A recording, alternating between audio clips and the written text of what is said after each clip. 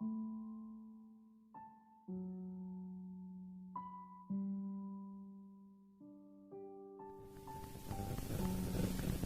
bersyukur kepada Tuhan.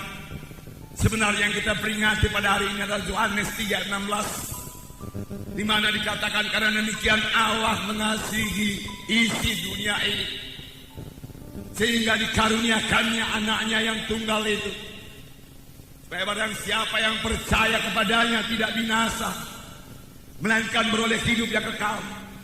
Barang siapa yang percaya kepadanya, siapa saja yang percaya kepadanya, siapa saja termasuk kita semua yang berhimpun di sini, apapun latar belakang saudara, suku, agama saudara, berita bagi saudara, Allah Bapa mengasihi saudara dan Dia tidak ingin saudara binasa.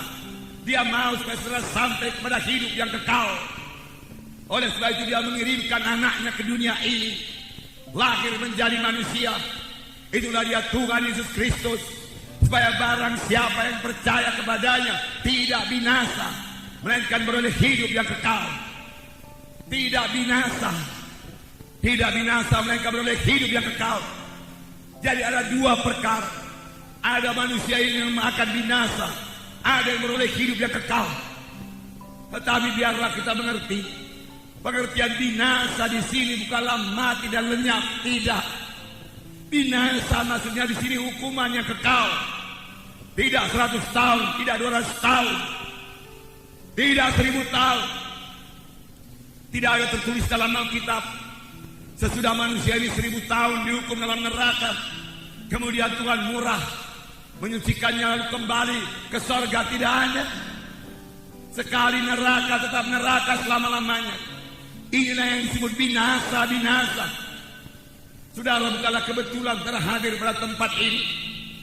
Janganlah seorang pun masuk ke tempat kebinasaan tersebut, yaitu neraka yang kekal. Percaya atau tidak percaya, neraka ada.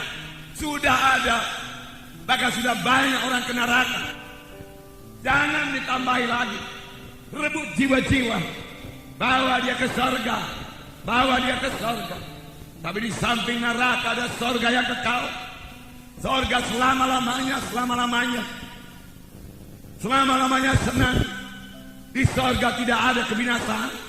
Di surga tidak ada penyakit, tidak ada kesusahan, tidak ada setan.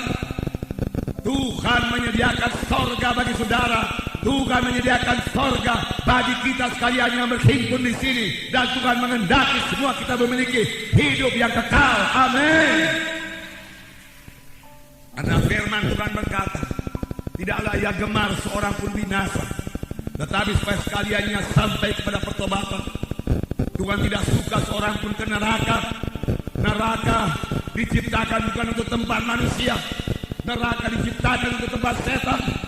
Tetapi pengikut-pengikut setan, orang-orang berdosa yang tidak mau bertobat, yang cinta kepada dosanya, yang cinta kepada kegelapan, yang cinta kepada kuasa-kuasa kegelapan, tidak akan mewarisi hidup yang kekal, tapi beroleh hukuman yang kekal. Jadi yang kita peringati pada hari ini, Yohanes 3:16 digenapkan Tuhan. Firman Tuhan berkata, sebagai anak-anak Tuhan bahkan kita harus mengetahui dengan pasti apakah kita sudah selamat atau belum, apakah kita sudah lahir baru atau belum. Dan kita harus mengetahui dengan pasti kalau kita mati kemana.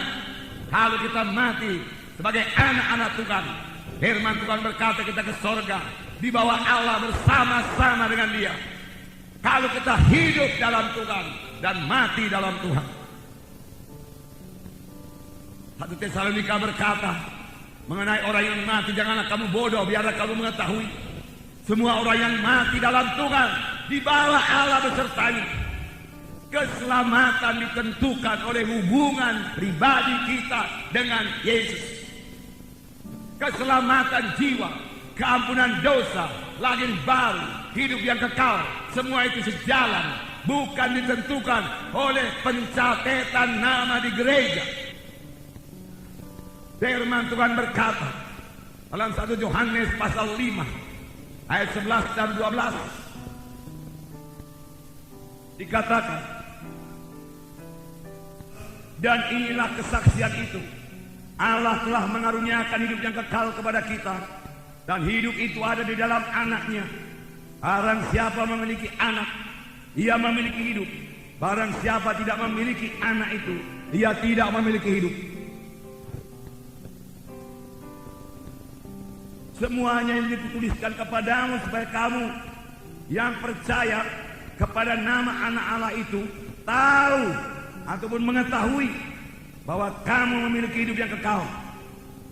Di sini dikatakan, inilah kesaksian itu. Allah telah mengaruniakan hidup yang kekal kepada manusia ini. Tetapi siapakah yang selamat? Siapakah yang menerima karunia itu? Di sini dikatakan, barang siapa memiliki anak. Anak ditulis dengan huruf besar. Maksudnya bukan keturunan. Bukan maksudnya barang siapa yang memiliki keturunan dia memiliki hidup yang kekal. Tidak. Maksudnya di sini barang siapa yang memiliki Yesus, ia memiliki hidup yang kekal. Barang siapa tidak memiliki Yesus, ia tidak memiliki hidup yang kekal.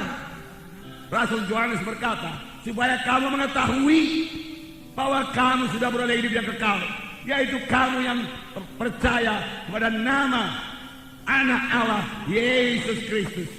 Supaya kamu mengetahui.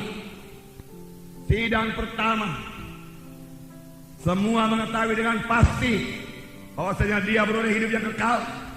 Itu sebabnya kepada sidang pertama, mati martir tidak menjadi persoalan. Dia tahu kalau dia mati martir, itulah dia berjumpa dengan Tuhan dan Juru Selamat. Kehidupannya tidak akan berhenti. Kehidupan saudara juga tidak akan berhenti. Barang siapa yang memiliki Yesus, dia memiliki hidup. Barang siapa tidak memiliki Yesus, dia tidak memiliki hidup yang kekal. Jadi keselamatan jiwa bukan tergantung dari kebaikan saudara. Firman Tuhan berkata, kebaikan manusia ini, kejujuran manusia ini hanya sebagai kain lapuk di hadapan Tuhan. Memang sesudah selamat, saudara harus bertobat. Dan sesudah kita selamat, yaitu sesudah kita menerima Yesus sebagai Tuhan dan Juru Selamat kita sanggup melawan dosa itu. Mengapa? Karena kita tidak sendiri lagi. Ada Yesus dalam hati kita. Kita tidak sendiri. Ada Yesus dalam hati kita. Amin, saudara. Ada Yesus dalam hati kita.